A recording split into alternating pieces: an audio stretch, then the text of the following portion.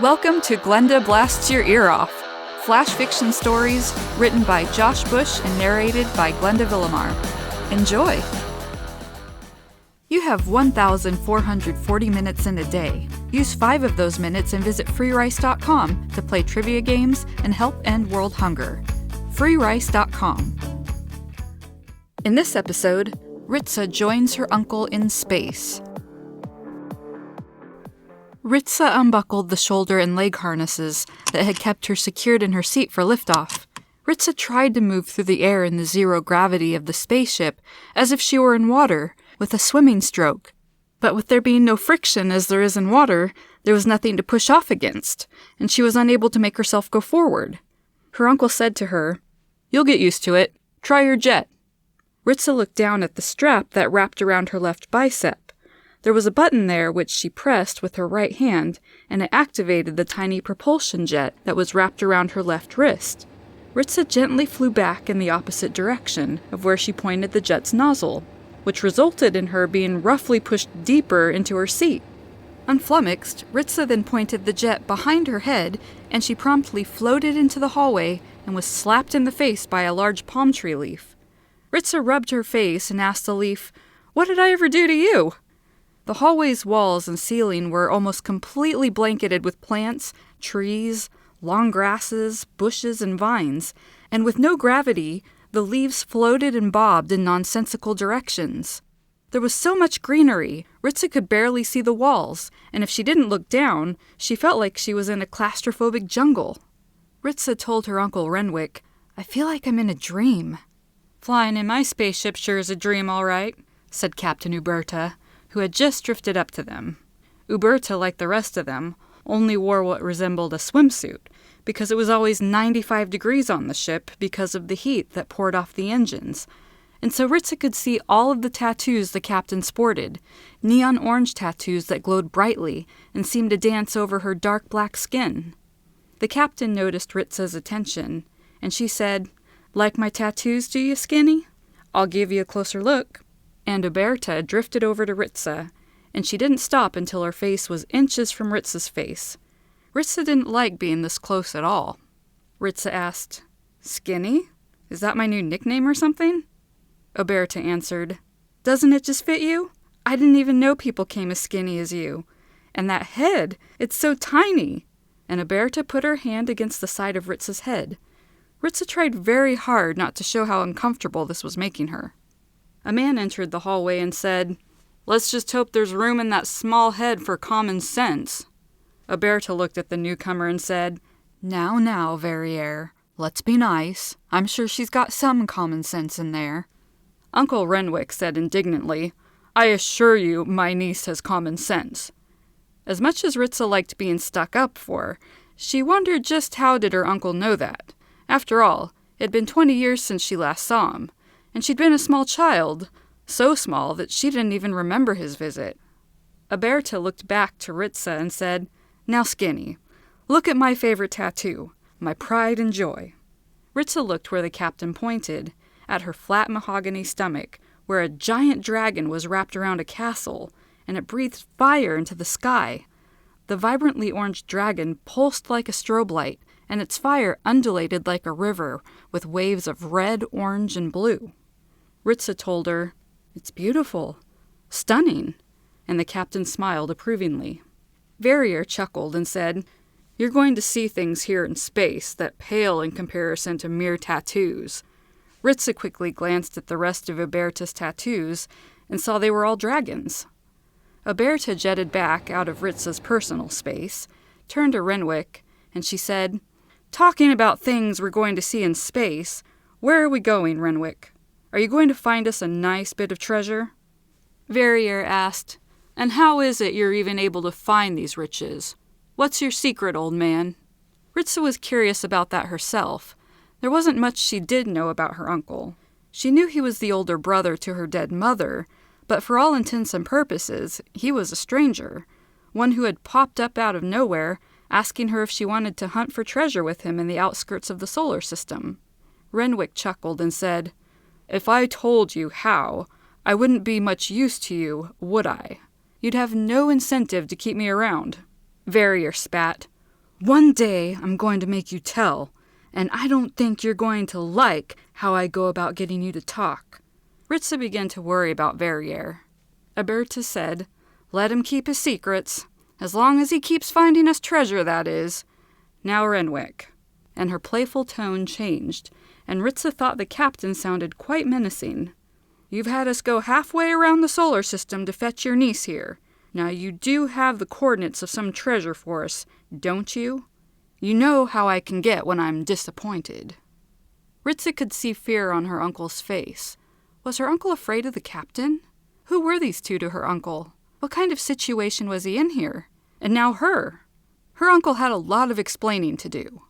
Renwick feigned nonchalance and told her, "Oh yes, I know exactly where to go. Don't you worry. This score will make us all comfortable for a while." "Well, good. I do like being comfortable. Now off you go. Run along and tell the pilot the coordinates." And with trepidation, Ritza watched Renwick slink away, leaving Ritza with these two criminals? Is that what they were? Alberta asked Ritza, "Tell me what you know about these treasures, their history. What do you know about how they got there?" Ritza answered, "I don't know much, only what everyone else already knows." Alberta said, "Tell me what everybody else knows then. I want to see what you know."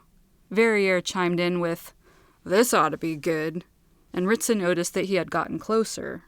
Ritza, in this jungle in a tube of a spaceship, felt like these two were jungle cats closing in for the kill. Trying to ignore Verrier and her increasing anxiety, Ritza said, Sure. About 30 or 40 years ago, no one knows for certain, two different advanced alien species fought one another with their competing fleets of spaceships by our solar system's gas giants. The aliens left, presumably to fight elsewhere, leaving the wrecked ships that are filled with technology that none of our scientists could have ever dreamed up. People have found the ships orbiting our gas giants, their moons, and neighboring asteroids." Alberta nodded her head and said, "Yep, that's what everyone knows, all right." Verrier asked, "And Skinny, I do like that nickname. What happens to the people who find these alien derelicts that are filled with treasure?" Ever since Ritza was a small child, she had dreamed of finding an alien ship that no one had ever found before, to see with her own eyes all the wondrous technology that could do things that defied all reason, to be part archaeologist and part treasure hunter. Ritza answered, "Those people get rich by selling the technology, and scientists try to replicate the technology to make everyone's life easier." Verrier, who wore a perpetual sneer, and who Ritza also thought looked a lot like a rat, asked, "Does anything bad ever happen to the treasure hunters?" Ritza, tired of being put on the spot, barked, "What is this? Why try to scare me now? If you didn't want me to be part of your crew, shouldn't you have said something before we departed, and not after we broke orbit?" Alberta told her, "We want you to respect the situation. We don't want you to inadvertently kill us all." "And how exactly would I do that?" Verrier answered, "By fiddling with things that you don't know what they do." The captain said firmly, "In the ship." Then Verrier said, "And on the derelicts. Don't touch anything." Ritza didn't think that sounded like much fun. Chapter 2. Ritza and her uncle Renwick were floating in Ritza's cabin, which wasn't all that big, but it was a space for some privacy, and Ritza was thankful for that. Ritza had to know more about what was really going on here, but she didn't know how to begin. She started with, "Thank you for taking me with you into space. I never would have been able to if you hadn't offered." Renwick said, "It's the least I could do for my sister's daughter. You remind me of her. A lot." Ritza hoped he'd be forthcoming and truthful, and she said, "My dad tells me that too. I don't know how to say this, but something seems off with Alberta and Verrier." "You'll get used to them." "I'm sure I will. It's just that you seem scared of the captain. Is she forcing you?" Renwick silenced her with a finger to his lips. He dug around in the pouch that was attached to his belt. He pulled out a pad of paper and a mechanical pencil. He wrote something and handed it to her. It said, "The captain and Verrier are bad people, criminals, and if I don't find them treasure, they'll hurt me. But don't worry. I'm always one step ahead of them." Ritsa was disgusted that he had brought her into this, and she spat, "And you thought it was a good idea to also put your niece into danger?" Renwick pointed urgently at the pad of paper. He wrote, "Wasn't the life you were living dangerous? Wasn't your mother killed being a minor like you were until yesterday?" Ritsa's eyes bulged. She had never felt such betrayal. She was about to speak when Renwick squeaked, "Use that!" He pointed again at the paper. Ritsa refused and said, "I doubt your sister, my mother, would approve of this. Some uncle you've turned out to be." Renwick said back, "She died when you were small. You don't know what she would have thought." Ritsa felt like she had been slapped. Why had she agreed to go anywhere with someone she didn't know? The man hadn't visited her and her father for 20 years. He seemed no better than a Berta and Verrier. She said with bared teeth, "Get out." "I'm sorry, I shouldn't have said that." Renwick didn't make any motion to leave her tiny cabin, and so Ritsa yelled, "Get out of my room!" Her uncle closed his eyes, opened them, nodded, and jetted out of her cabin. Ritsa realized she had wanted to ask him why he had asked her to come along in the first place, his real reason. She wasn't buying his supposed altruism. He must need her for something, but for what? Chapter 3. Ritsa had gotten used to wearing next to nothing in the hot confines of the sweltering spaceship, so it felt odd to be wearing layers again, and even odder to be wearing a weapon on her hip. Why do I need this again? Verrier, who openly wore 2 weapons, and who Ritsa saw had hidden even more, answered her. "Because space stations are thief dens. You can't trust anyone in them. Every kind of criminal you can imagine lives in them." Ritsa thought to herself, "Takes one to know one," but stated instead, "I'm excited to see the station. I've never been to one before." Their pilot, Jimenez, told her, "It's going to blow you away. Just you see." Ritsa hadn't seen much of Jimenez, who rarely left the cockpit. Ritsa liked him, as he didn't seem to have it out for her, unlike the captain and Verrier. Renwick agreed. "Candle Station here is one of my favorites. She's a gem." Aberta announced to everyone, but looked only at Ritsa. "Here we go, people. Stay alert, and be back in 2 hours if you don't want to become a permanent resident." And for emphasis, she stabbed a finger on Ritsa's sternum. The door opened, and Ritsa found herself in a pine forest. The station hallway was much taller than inside their ship, and in comparison, Ritsa felt it to be cavernous, and the temperature was cold like a fall day. She was glad for her extra layers. As they walked towards the end of the hallway, Ritsa could smell the pine trees, and she enjoyed kicking through the pine needles. Wherever humans went in the solar system, they always brought plant life with them. Practically speaking, it was to save on the cost of oxygen, but Ritsa didn't care about that. What she cared about was that being amongst the plant life made her soul sing. The 5 of them turned the corner of the hallway, and Ritsa could tell that the people blocking their way meant them harm. There were 10 or so of them, and they all had weapons drawn. The tallest of the ambushers shouted calmly, "Now don't do anything that's going to get you hurt, or worse. Hands in the air, but not you, Jimenez. You come here. And nice work. You delivered the spaceship right on time. I'm impressed." Time seemed to slow down for Ritsa. How could this be happening? They had only stopped at Candle Station for supplies and fuel. They hadn't even made it to the treasure-filled derelict that her uncle was having them travel towards. Her adventure was ending before it even began. Aberta seethed with anger.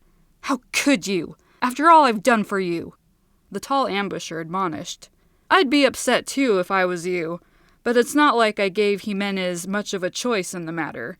You see, I have his family, and if he wanted to see them again, he had to deliver me your ship. He had no choice." Ritsa couldn't help but notice the irony of the situation. Aberta and Verrier had forced Renwick to do their bidding, and here the tall ambusher had forced Jimenez to dance to his tune as well. Ritsa was glad Aberta and Verrier were getting theirs, but Ritsa wished she hadn't gotten caught in the middle of either scheme. Jimenez was with the ambushers now. He agreed. "I didn't have a choice. I'm sorry, Captain." Verrier said, "You're sorry, all right." Then Ritsa, Renwick, Aberta, and Verrier all had their own personal captor who held a weapon at their back. Aberta asked, "And what will become of us?" The man shrugged. Depends. Most likely a different fate for each of you. Now what do we have here? A young one. He examined Ritsa. Never seen a creature like you. So thin it's almost like you're not there. And the head, it's so tiny. I'm sure some customer will find you quite appetizing. Ritsa heard her uncle mutter something, and so did their talkative captor. What was that?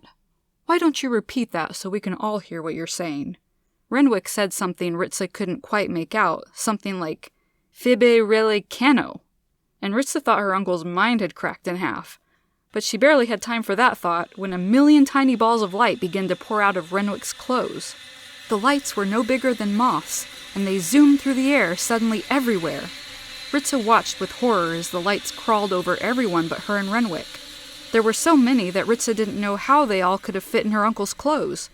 The lights shot into people's mouths, noses, and ears, and whatever the lights were doing inside the people, it gave them all seizures. Ritsa didn't even notice when Renwick had appeared in front of her. Ritsa, we've got to go to the ship. Ritsa looked and saw that Captain Oberta, Verrier, and Jimenez as well weren't immune from the lights attacks as the lights swarmed over them too. We're leaving the others here? Yes. Sooner rather than later, they were going to kill us. Ritsa couldn't believe they were going to be free of Oberta and Verrier.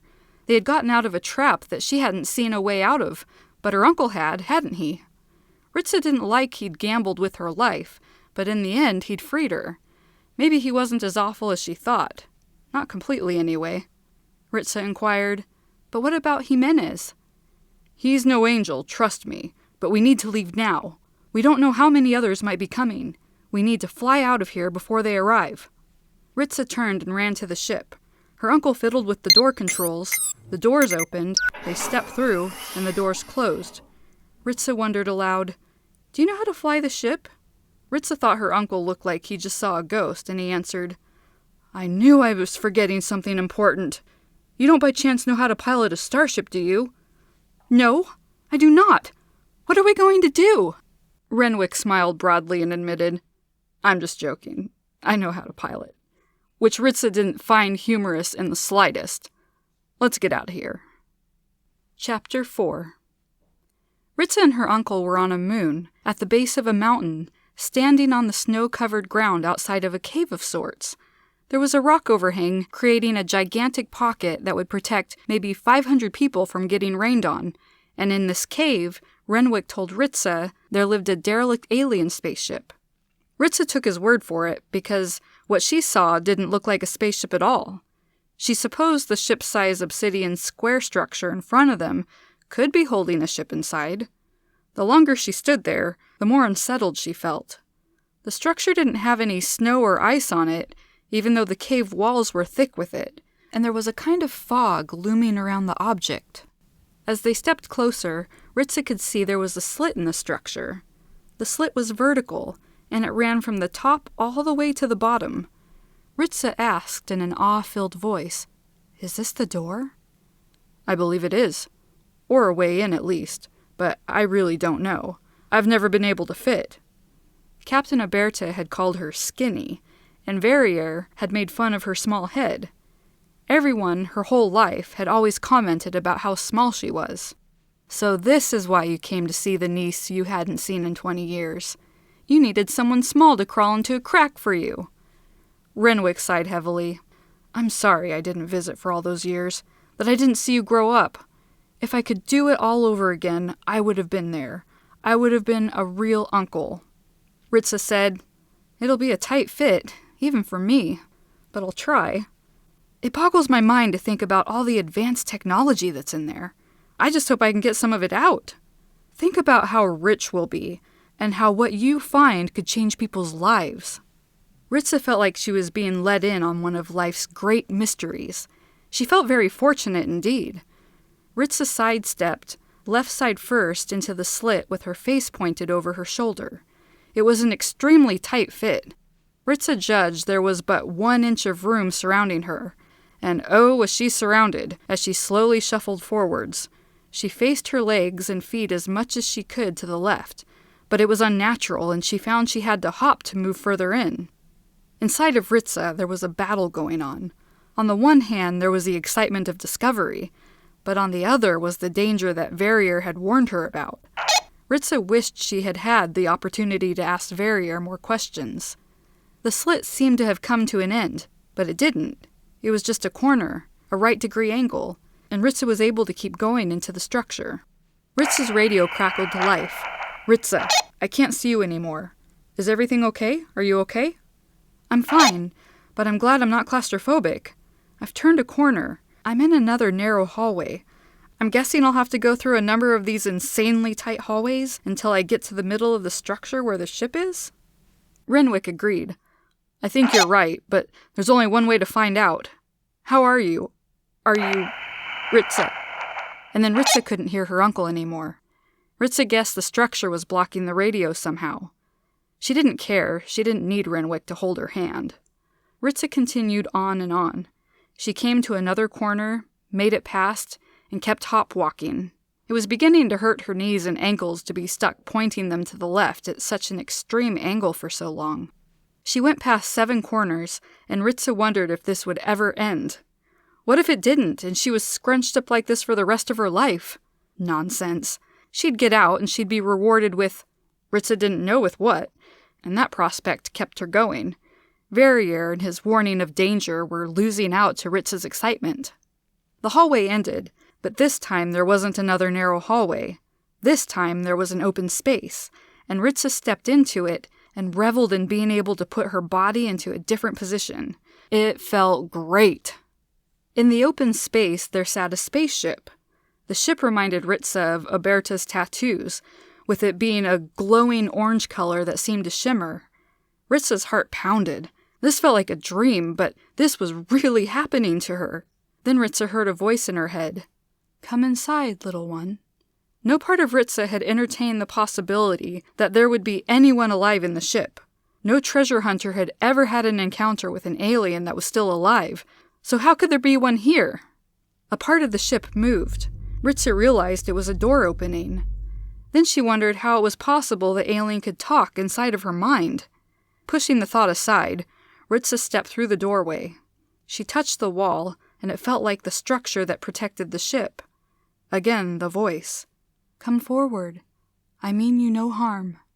Ritsa pushed down the desire to examine everything in the ship. She could do that later. The prospect of meeting a sentient creature from another solar system was definitely more interesting. The hallway went right, then left, and then there was an entirely unhuman-looking creature sitting in a chair. The alien looked like a large blue iguana with 2 legs, 4 arms, and a small head. Ritsa rather liked that it had a small head. The alien spoke into her mind. "Hello, Ritsa. Lovely to meet you. I've always wondered who would come through that door, and now I know what the face of my master looks like." Ritsa inquired. "I'm sorry? Why would I be your master? I don't understand. And nice to meet you as well." "In my culture, when one is defeated in battle, their life is forfeit. Their life is no longer theirs. 30 years ago, my people and our enemy brought our war to your solar system. My ship was shot down here. I was defeated, and ever since, I've waited for the one who will take control of my life." Ritsa blinked at that and asked, "If that's how your culture works, then shouldn't your master be the one who defeated you? Or a member of the enemy you are in a war with, and not a scavenger who managed to get past your defenses?" The alien said, "Normally, yes.